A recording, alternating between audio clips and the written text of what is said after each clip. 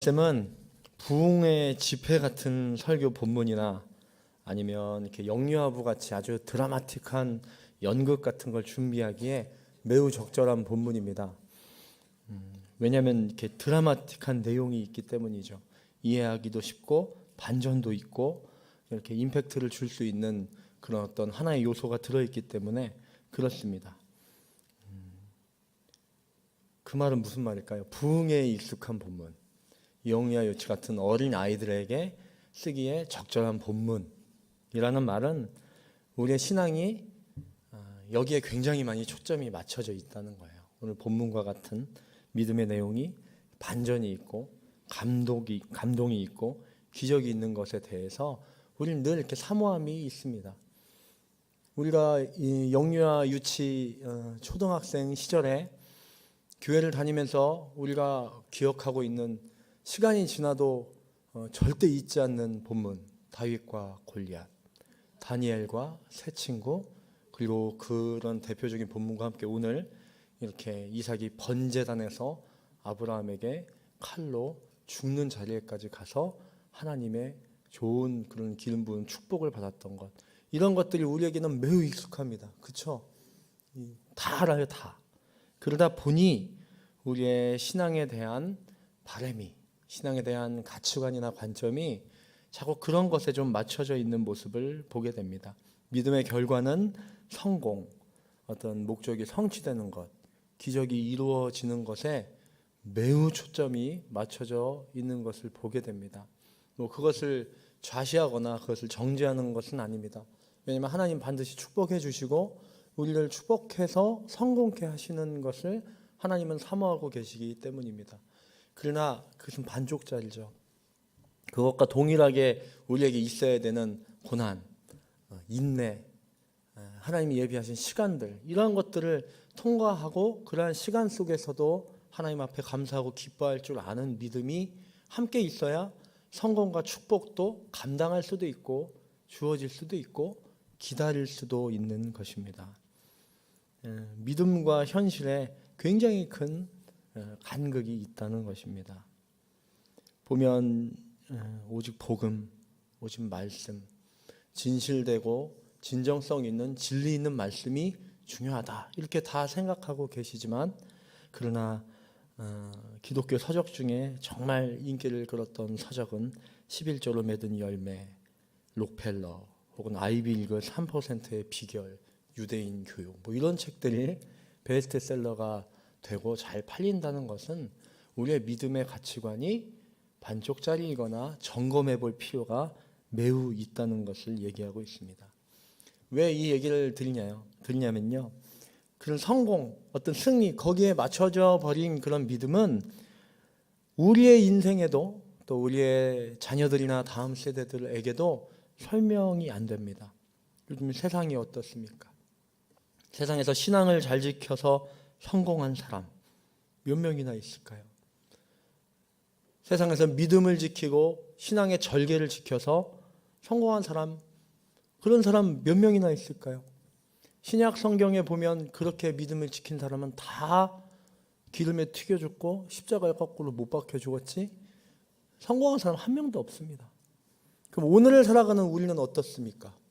오늘 살아가면서 이 땅을 정복하고 다스리고 살아가고 있는 사람들은 전부 다 크리스찬입니까? 몇 명 있지도 않아요. 그런 현실을 우리는 살아가고 있습니다. 대부분 세상의 주류는 비기독교인들입니다. 대부분 세상의 주류는 비윤리적이거나 비도덕적인 방법을 취한 사람들이 주류의 세력처럼 성공을 한 것처럼 서 있다는 것입니다. 믿음의 결과가 세상적으로는 실패인 일들이 너무나 많다는 겁니다. 그렇게 비일비재하게 일어나고 있는 일들을 우리는 믿음으로 어떻게 해석할 수 있을까요? 또 우리의 자녀들에게는 믿음으로 어떻게 설명할 수 있겠습니까? 반전이나 기적을 바라는 그런 약한 믿음, 반쪽짜리 믿음으로는 이렇게 불합리하고 이해되지 않는 세상의 흐름과 모습 설명할 수 없습니다. 이러한 신앙은 오히려 우리에게 무기력함과 한계를 가져오는 것이죠. 구원받아서 행복하십니까? 아멘 17명 할 줄 알았어요. 하나님 믿으시니까 정말 행복하십니까? 네. 아직도 이렇게 데시벨이 작을 줄 알았다니까요. 제가 이렇게 처음 전도사가 됐을 땐 중학생, 고등학생 사역만 했기 때문에 그땐 그런 걸 잘 몰랐는데 간혹 수요 예배 설교를 시키는 거예요. 그러다 이제 시간이 좀 지나고 목사 안수를 받고 나니까 어느 영역을 맡았던 간에 어른 설교를 꼭 한 달에 한두 번은 해야 되는 겁니다. 근데 제가 설교를 이렇게 못하는 것 같지 않은데 설교하면 그렇게 다 은혜를 별로 못 받으시는 거예요. 제 느낌이 그렇다는 거예요. 아멘 소리도 없고 막 지루해하고 막 듣느라고 막 눈을 이렇게 힘을 주고 근데 어느 날 제가 그런 의도를 가진 건 아닌데 있는 성도님들 중에 몇 분이 되게 좀 이렇게 어려워서 되게 축복받고 성공한다는 말을 선포해주고 싶은 그런 마음이 들어서 그런 설교를 한번 준비한 거예요. 그날 완전 저 오늘 교회 담임 목사 될 뻔했습니다. 축복할 회복 하나님이 넘치도록 부어주시고 기도해서 응답 주시면 우리에게 자녀들이 좋은 대학 가고 어쩌고 막 제가 의도치 않게 그런 말을 선포하니까 막 아멘 아멘 아멘 막 그냥 이렇게 3단계 아멘을 막 그래서 그때 안 거예요. 아 복음이 어쩌고 예수 그리스도의 십자가가 어쩌고 희생이 어쩌고 하면 다들 맞긴 맞는데 무거워서 이렇게 하든지 아니면 그냥 끄덕끄덕은 하는데 부담스럽다든지 그렇구나. 그런데 주님 믿으면 축복받을 것입니다. 아멘. 지금 하라고 한 것도 아닌데 누가 하셨어요 지금. 그렇다는 것이죠. 좋은 겁니다. 좋은 거. 하나님이 복 주실 사랑의 하나님인 것을 믿고 나아가는 건 좋은 거예요. 네, 그럼요. 좋은 거예요. 아, 하세요. 또 안 하시네. 눈치 보고. 아이, 편안하게 하세요. 가족끼리 왜 그러세요?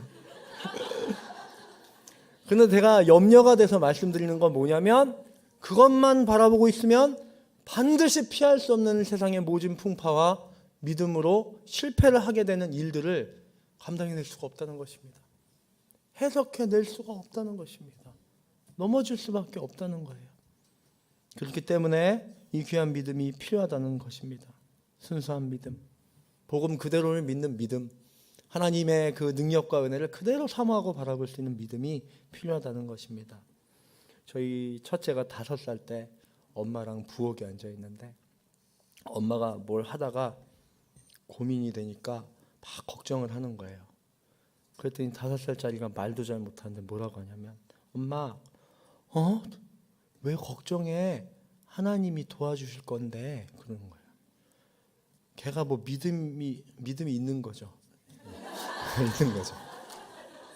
그냥 걔는 배운 대로 얘기하는 거예요. 배운 대로. 그 제가 부탁드리기는 저희도 배운 대로 좀 얘기하고 삽시다. 목사들도 배운 대로 해야 되는 거예요. 아까 말했잖아요. 배운 대로 설교하면 아멘이 안 나온다니까요. 그걸 좀 이렇게 쫙 바꿔야지 막 아멘 아멘 하고 목사님 말씀 너무 좋아요 막 그러지.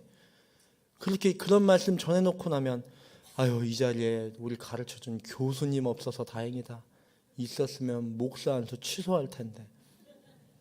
그럴 때가 많습니다. 이게 무슨 얘기일까요? 우리의 믿음을 돌아봐야 한다는 것입니다. 그래서 저는 오늘 본문이 아들을 번제단에 바쳐 죽이기 위한 결단을 했던 아브라함에게 하나님이 쏟아 넘치도록 복을 주셨다라는 본문이 절대 아니다. 그것을 좀 나누기 위해서 오늘 본문을 가지고 온 것입니다. 오늘 본문에 처한 아브라함의 상황은 특별한 감격이나 특별한 사건이 일어난 그 일이 아닙니다. 아들을 죽이는 이야기이기 때문에 평생에 한 번밖에 올 수 없는 절체절명의 그런 위기이자 하나님의 마지막 시험 앞에 섰던 일이라고 저희들은 착각합니다. 이 본문은 그런 본문이 아니라 아브라함과 이삭과 그 가정이 한평생 동안 매일매일 어떻게 살았는지를 보여주고 있는 본문인 것입니다. 우리와 똑같은 일상과 삶입니다. 이게 동의가 되십니까? 아들을 죽이라고 번제단에 올려놓은 것과 우리의 일상의 순간마다 일어나는 일들이 같은 일이라는 것. 써왔어요, 제가. 자녀가 졸업 후에 취업을 하는데 오랜만에 취업을 하게 됐는데 3년간 주일 근무해야 돼서 예배를 드릴 수 없는 겁니다. 3년이 3년. 고등학생 자녀가 수시 모집을 봐야 되는데 봉사 시간이 30몇 시간이 필요한데 하나 할 수 있는 게 있는데 그게 매주 주일만 할 수 있는 거라 고3 내내 예배를 못 드리고 봉사활동을 해야 되는 거예요. 1년 동안. 차라리 아들을 죽여라 그런 게 좀 더 낫지 않습니까? 명쾌하잖아요. 그건 죽여라 해서 죽이면 되고 안 죽이면 되고 근데 그런 게 아니에요. 엄청난 갈등이 될 겁니다. 그런 현실이 계속 놓여져 있지 않으십니까? 나의 자녀가, 나의 선택이 이삭을 죽여서 번제단에 바치는 것보다 더 나에게 있는 어떤 한 가지를 내려놔야 되고 더 어떤 자리를 선택했을 때 찾아올 두려움과 불안함, 세상이 요구하고 있는 조건과 기준 다 갖춰도 어떻게 될지 모르는 것인데 있는 것마저도 내려놔야 될 것 같은 상황, 여러분의 현실 속에는 너무나도 많이 있습니다. 오늘 아침도 그 싸움을 하고 이 예배에 나오신 분들도 많이 있으실 겁니다. 오늘 그래서 오늘의 본문은 특별한 사건이 아니라 바로 우리의 일상과 현실을 얘기하고 있는 본문이라는 것, 그것 자체를 먼저 갖고 이 일을 시작하셨으면 좋겠습니다. 오늘 읽진 않았는데요, 22장 1절에 보면 이렇게 써 있습니다. 이삭을 번제단에 바치기 위한 이 일을 위해서 22장 1절에 하나님께서 아브라함을 시험하시려고 아브라함에게 말씀하셨습니다. 이렇게 써 있습니다. 이것 때문에 그래요. 이게 성경이 해석을 잘해야 되는데 우리나라 성경이 해석을 완전히 잘못한 본문이 너무나 많습니다. 하나님이 아브라함을 시험하시려고 이삭을 번제단에 바쳐라 라는 이 문장 하나가 우리를 이렇게 평생 동안 우리가 뭔가를 특별하게 반전을 이루어내서 하나님에게 얻는 축복이 있다라는 그런 비뚤어진 신앙관을 갖고 이렇게 평생을 사신 거예요. 오늘 여기에 나오는 시험하셨습니다. 이게 히브리어로 니사라고 합니다. 니사. 동사용으로 나사라고 써 있는데 이 나사가 동사인데 앞에 주어가요. 하나님으로 붙어지면요. 하나님이 나사하다 그러면 하나님이 증명하다, 증거하다 그렇게 쓰여지는 동사입니다. 그리고 사람이 주어가 되면 그때는 유혹하다, 테스트하다, 넘어지도록 흔들어보다 라는 뜻이 있습니다. 보세요. 근데 하나님께서 아브라함을 시험하셨습니다. 하나님께서 주어, 아브라함을 목적어, 시험하셨습니다. 동사. 그죠? 이 영어 시간 같은데. 주어가 뭐예요? 주어가 지금? 하나님께서. 그러면 뭐라고 써야 돼요? 여기다가. 증명하시려고. 승질나시죠? 지금까지 잘못 알고 있어가지고. 하나님이 우리를 시험하시려고, 아브라함을 시험하려고 이삭을 바쳐라. 우리 평생 그렇게 알고 있어가지고 우리에게 무슨 모진 풍파만 찾아오면 하나님이 우리를 시험하시는구나. 이 시험을 이겨내지 못하면 내 인생은 끝이구나. 하나님이 이 시험을 주셨는데 이것을 바치지 않으면 나는 이제 하나님 앞에 아무것도 못 받는구나. 그러면서 우리가 평생을 살았다는 거예요. 그러나 그렇지 않습니다. 사람이 주어가 되었을 때 나사는 시험하다, 흔들다, 테스트하다지만 하나님이 주어가 된 나사는 하나님이 증명하시려고. 그러니까 1절을 정확하게 해석해서 읽으려면 하나님께서 아브라함을 자신의 자녀이며 하나님의 계획을 이룰 사람인 것을 증명하시려고 그에게 말씀하셨습니다.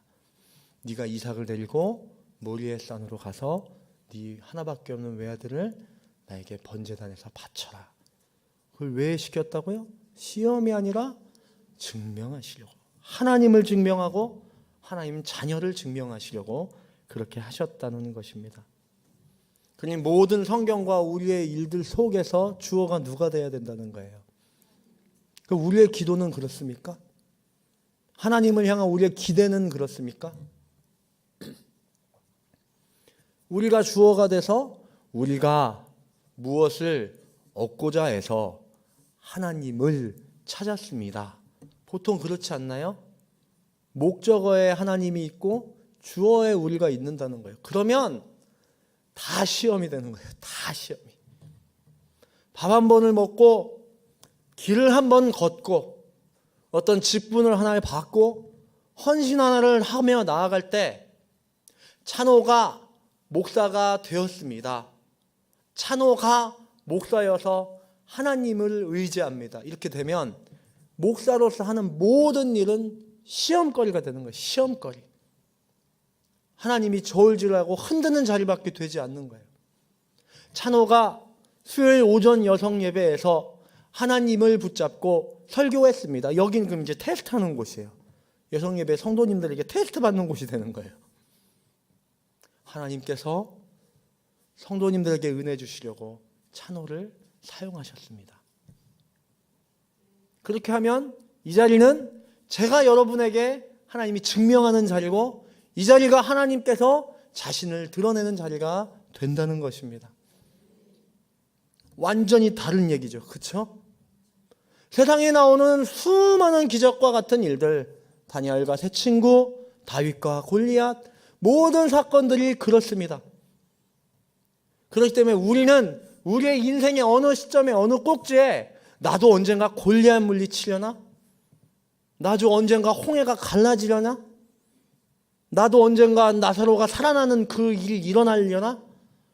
그 기대를 갖고 산이 몇 번이나 있으셨습니까? 없으셨죠? 전 없던데. 그러나 없는데 있죠. 저에겐 일상의 모든 순간이 기적이고 은혜이고 축복이었습니다. 하나님이 주어가 돼서 생각해보면 다 그렇습니다. 뭘 잘하고 못하고를 떠나서 목사를 불렀다는 것 자체가 기적입니다. 하나님이 찬호를 부르셨기 때문이죠. 찬호가 결단해서 하나님을 의지한 게 아닙니다. 오늘 그러한 사건이 우리에게 주어져 있는 것입니다. 여러분 이런 질문을 하실 거예요. 그러면 하나님이 주어고 하나님이 하시니 우리는 그냥 아무것도 안 하고 있으면 되냐? 그건 아니고, 그래서 오늘 읽은 말씀이 바로 아브라함이 하나님 주어 되심의 이 사건에서 무엇을 했고 무엇을 감당하며 하나님을 주어로 모시고 나아갔는가가 드러나 있는 것입니다. 6절을 보겠습니다. 6절을 한번 같이 읽어볼까요? 6절입니다. 시작. 아브라함이 번제에 쓸 나무를 자기 아들 이삭의 등에 지웠습니다. 자기는 불과 칼을 들고 둘이 함께 걸어갔습니다. 우리가 오해하는 것이 이미 하나님이 이 제사 자체가 굉장히 특별하게 주어진 것이어서 이삭인 아들을 모리아산에 번제로 바치기 위해 드려진 제사로 생각합니다. 그러나 오늘 이 6절을 보십시오. 이 6절에 나오는 표현은 굉장히 일상적인 표현입니다. 앞에 이게 하나 들어가야 돼요. 항상 그랬듯이 아브라함의 번제에 쓸 나무를 아들 이삭의 등에 지우고 자기는 불과 칼을 들고 둘이 함께 걸어갔습니다. 이거는 이 가정의 일상을 얘기하고 있는 겁니다. 늘 이 모습이었어요. 이삭아, 네 아버지 예배 드리러 가자. 네 아버지. 그러면 이삭은 번제에 쓸 나무를 딱 치고 아버지는 불하고 칼을 들고 걸어간 거예요. 어제도 이 번제 드렸어요. 일주일 전에도 이 번제 드렸어요. 한 달 전에도 드렸던 번제예요.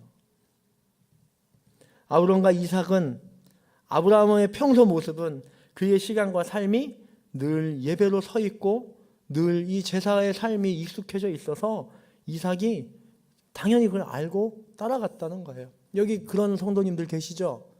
주일 딱 되면은 굳이 자식한테 설명 안 해도 성경 들고 어쩌고 하면은 엄마 나 그 신발 어딨어? 교회 갈 때 신으려고 했는데 엄마 나 이거 어딨어? 이거 이런데.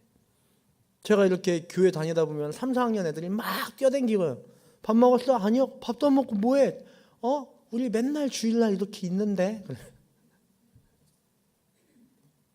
익숙해져 있는 거예요. 이게 그런 거라는 증거, 그 7절, 8절에 더 명확하게 드러나는데요. 7절과 8절을 계속 읽어보겠습니다. 시작. 이삭이 자기 아버지 아브라함에게 말을 걸었습니다. 아버지, 아브라함이 대답했습니다. 왜 그러느냐 내 아들아. 이삭이 말했습니다. 불과 나무는 여기 있는데 번제로 드릴 양은 어디 있나요? 아브라함이 대답했습니다. 내 아들아, 번제로 드릴 양은 하나님께서 친히 준비하실 것이다. 이런 자녀 있으십니까 혹시? 이런 자녀? 가는데 엄마 헌금 챙겼어요? 감사헌금, 선교헌금, 비전헌금 챙겼어요? 봉투 3개에 나눠서 넣었어요? 이런 거 물어보는 자녀 있나요? 그 정도 자녀가 물어보려면요, 엄마 아빠가 광신도같이 헌금했어야지 물어봐요. 애직 안 해갖고는 못 물어봅니다. 근데 보십시오. 이삭 지금 뭐라고 하고 있습니까? 다 챙겨서 가고 있는데 아버지, 드려질 양은 어디 있나요? 아, 그건 하나님이 준비하실 것이다. 익숙한 시간을 살고 있는 거예요. 익숙한 시간. 항상 그랬던 시간.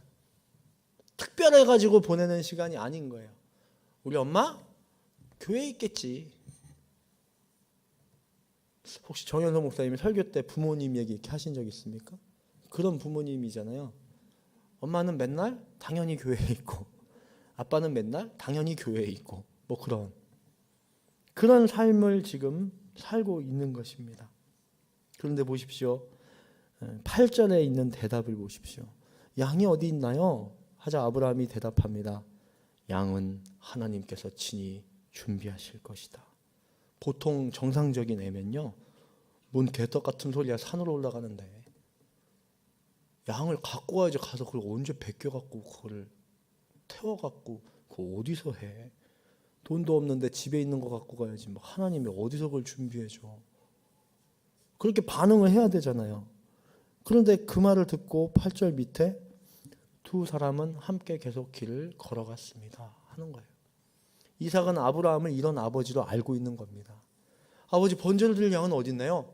하나님이 준비하실 거야. 왜? 그냥 걸어가는 거예요. 어딨냐 어쩌냐, 뭐 아버지 저도 믿기지 않지만 아버지의 믿음을 믿겠습니다, 막 그러지도 않는 거예요. 우리 아빠지, 참 내가 깜빡했네. 우리 아빠인데, 우리 아브라함 아빠인데. 그냥 그렇게 가는 거예요. 가는 거. 오늘 우리가 하나님을 주어로 삼고 사랑한다는 것은 그런 것입니다. 뭐 자꾸 말로 설명하지 마세요. 자녀들에게 자꾸 뭐 하라고 하지 마세요. 자녀들에게 교회를 다니냐 안 다니냐, 기도를 하냐 안 하냐, 너는 술을 먹냐 안 먹냐, 뭐 예수님을 설명해 보겠다고 예수님 사진을 온통 다 도배해 놓고 그거 예수님도 아닌데 그리고 예수님 믿으라고. 그럴 거 없으세요. 그냥 사시면 돼요. 설명을 안 하잖아요. 지금 아브라함.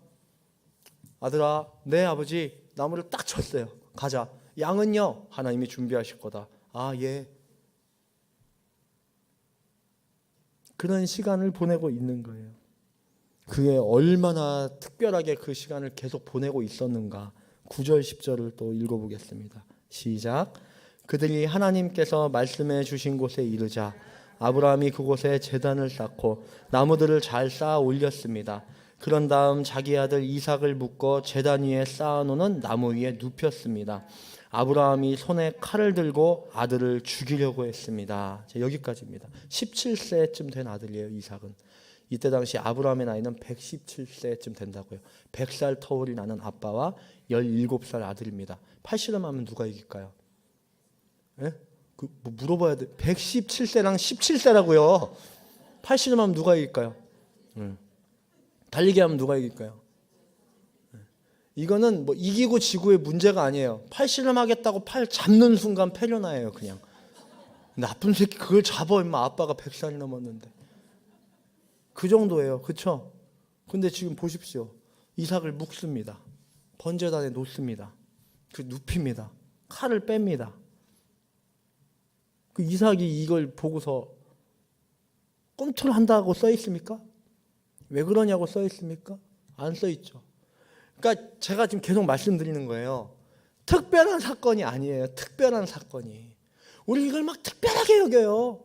나도 언젠가 이삭을 번제단에 바쳐 그 피와 필뿌림으로 하나님의 은혜와 사랑을 확인하는 자리에 가야 될 텐데. 아니에요. 묶으니까 오늘도 묶네. 왜 아버지가?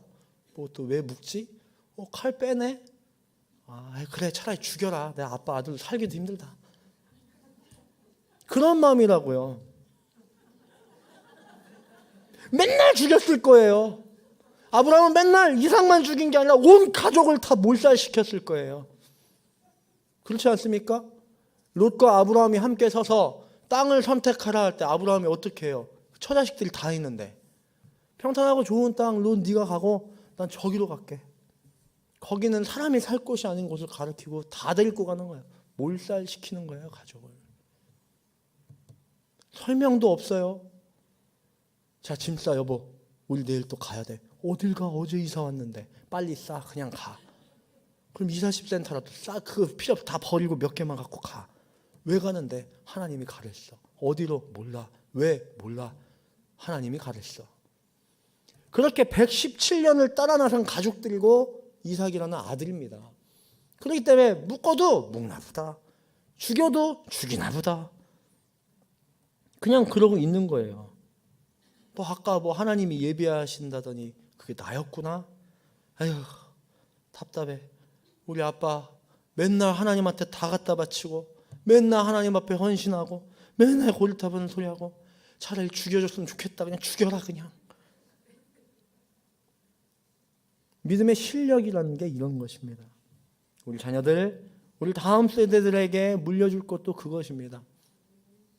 다른 거 설명하실 필요 없습니다. 인생에서도 다른 것 기다리고 계실 필요 없습니다. 제일 훌륭한 목사가 어떤 목사일까요? 설교 한 번으로 믿는 사람, 안 믿는 사람, 신천지까지 모아놓고 다 변화시키는 사람? 손만 대면 아픈 데가 다 낫는 사람? 그게 훌륭한 목사일까요? 100% 이단일 수 있어요. 그건. 진짜 훌륭한 목사는 어떤 목사일까요? 늘 기도하고 있는 사람, 교회 오면 만날 수 있는 사람, 다른 책은 읽을 줄 모르고 성경책 읽는 사람. 제가 지금 재무돈 파고 있는데요. 그 사람이 가장 훌륭한 목사죠. 제가 왜 목사로 예를 들고 이 얘기를 할까요? 저희도 거기에 속는다는 거예요. 내가 얼만큼 기도하고 있고, 내가 얼만큼 말씀을 보고 있고, 내가 얼만큼 교회에 머무르는 목사인지에 집중이 되지 않게 하는 세상입니다. 제가 모르는 사람인데 외부에서 왔는데 한 15명 교회 하는 목사인데 이렇게 왔다고 하는 것과 미국에서 38,000명 목회하는 목사라고 하고 오는 것과 똑같이 여겨지실 수 있습니까? 여겨지실 수 있어요. 근데 제가 여겨지지가 않는다는 얘기예요.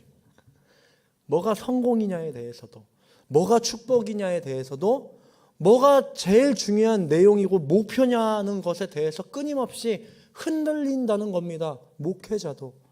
여러분 오죽하겠습니까? 삶에서 내 자녀가 가는 진로도, 나 자신에게 주어져 있는 환경도, 내가 지금 느끼고 바라보고 이루어가는 것도, 모든 것들이 이렇게 우리를 속입니다. 자꾸 반전이 있는 믿음만이 축복이라고 생각합니다. 우리가 이렇게 예배드리고, 우리가 이렇게 기도하고, 우리가 이렇게 일상 속에서 하나님의 사람으로 사는 것은 굉장히 의미 없는 것처럼 여겨진다는 거예요.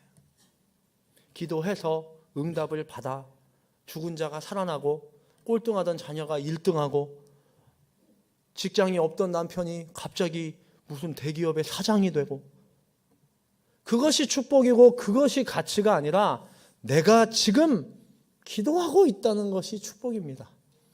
내가 지금 그 자리에 있는 사람이라는 것이 축복이라는 것이죠.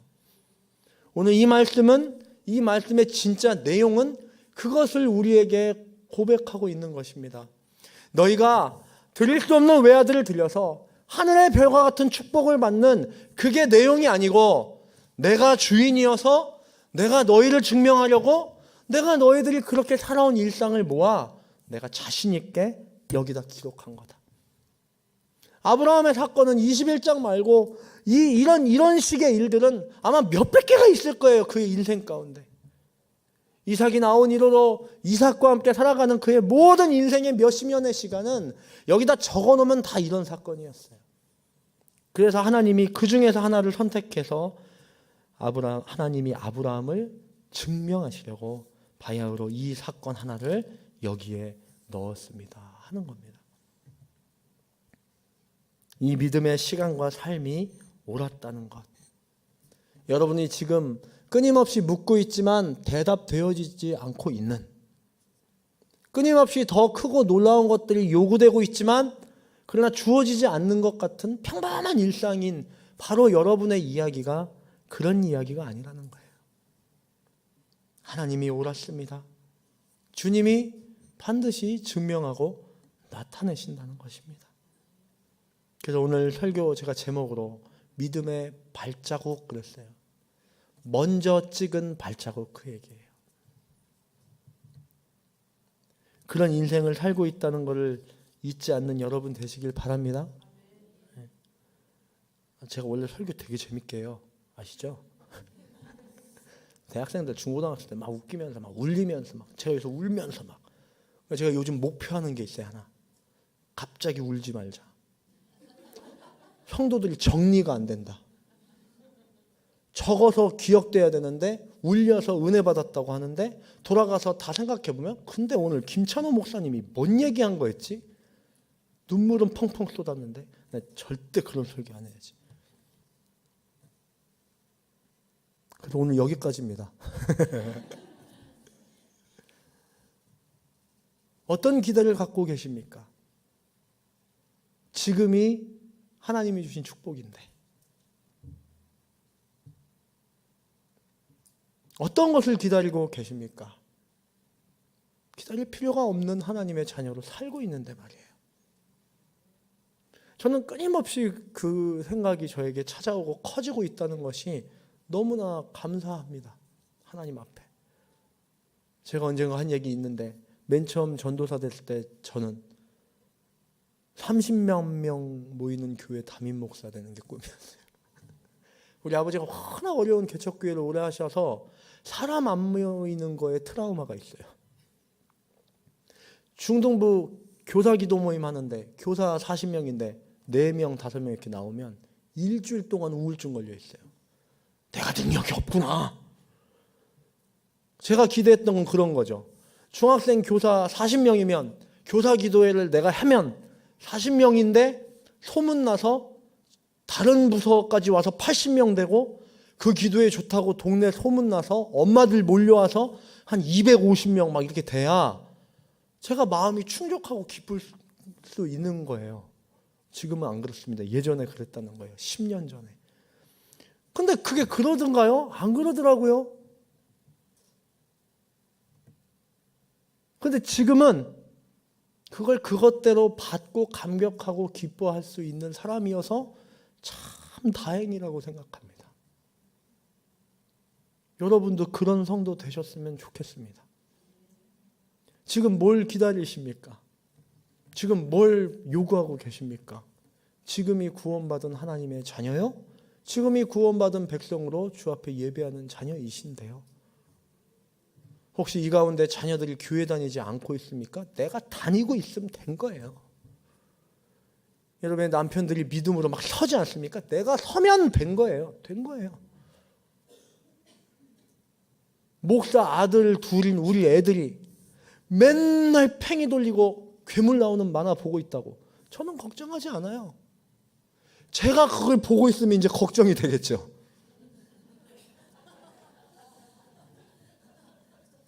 좀 걱정이 돼요.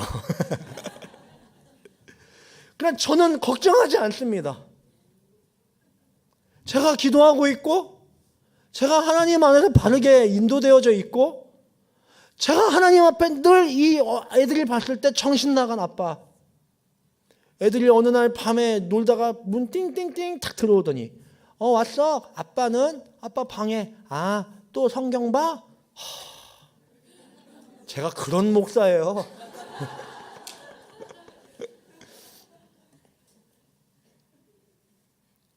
애들이 어느 날 누가 물으면 아빠 어디 있어? 아빠 교회 가서 하나님이라고 있어요.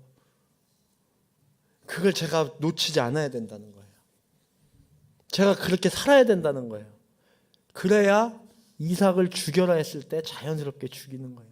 이게 뭐 그렇게 안 살던 아브라함이 하나님이 얘기했다고 이삭을 어떻게 죽이는, 어떤 목사님들 보니까 이 말을 듣고 아브라함은 하루 동안 밤을 지새며 고민했습니다. 막 얼마나 고민했을까요? 하나님 하나밖에 없는 아들을 안 드리면 안 될까요? 그럼 막 성도들도 막 울어요. 쓸데없는 소리 생각하지 마세요. 안 그랬어요. 드려라. 예. 그렇게 그냥 간 거예요. 그렇게나 해야 외아들을 죽이지, 그걸 결단한다고 외아들을 죽입니까? 여러분 다 마찬가지예요. 이제 그냥 믿음 위에 서서 그렇게 사셔야지. 제가 지금은 부족하지만 2023년도 2월 7일에 제가 이삭을 드리겠습니다. 그때까지 대학 가기 전까지만 제 아들도 데리고 있을게요. 그러셔가지고는 대학 가면 더 못 나요. 결혼하면 더 못 나요.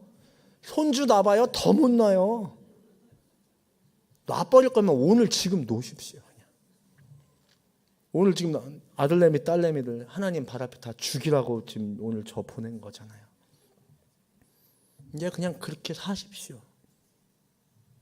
설명하고 힘들어하고 조급해하고 우리 애가 신앙을 가져야 되는데 왜 그러시냐고요. 하나님 믿으시면서.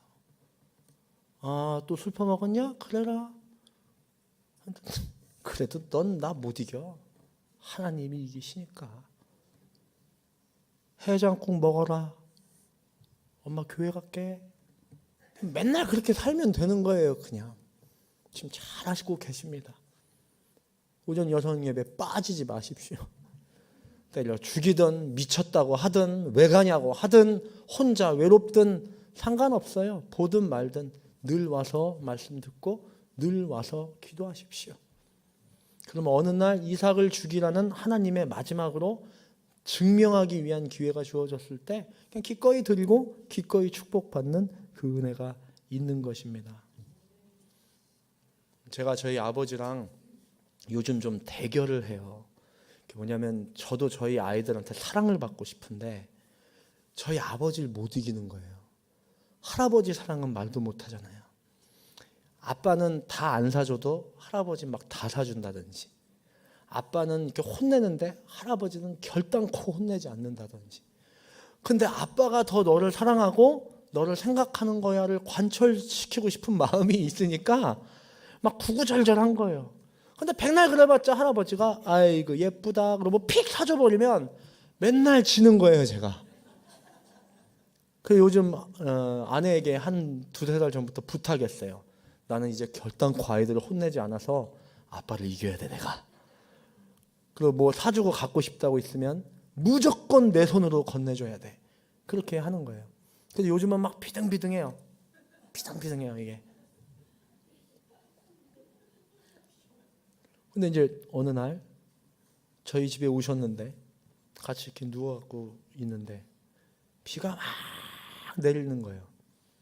비가 막 내리니까 이제 애들이 학교 갔다가 이렇게 돌아왔잖아요. 돌아왔더니 아버지가 길 미끄러운데 잘 왔냐? 네, 이렇게 한 거예요. 그러고서 저는 야, 길 미끄러운데 조심해 말했다가 아빠한테 앉으려고 예준아 얘기만 신발 갖고 와. 물기를 막 닦았어요. 애들이 막 춤을 춰요. 좋아가지고. 야, 이런 아빠가 어딨냐 이제 어필하는 거예요. 비 온다고 젖을까봐 이 신발 다 이렇게 닦아주는 아빠가 어딨냐? 맞아요. 그래요. 그런데 좀 지났는데 저희 아버지가 안 보이시는 거예요. 그래갖고 불안해갖고 나갔더니 15층부터 엘리베이터까지, 지하 1층 엘리베이터에서 커뮤니티 센터까지, 커뮤니티 센터에서 도서관까지 라면 박스를 다 깔아놓으신 거예요. 그 아파트에서는 안 깔아놓는다고 본인이 깔아놓으시고 예준아 이리 와봐 할아버지가 기찻길 만들었어 하고 그 길을 다 걸어서 이렇게 가시는 거예요. 그냥 존경하고 살려고 합니다.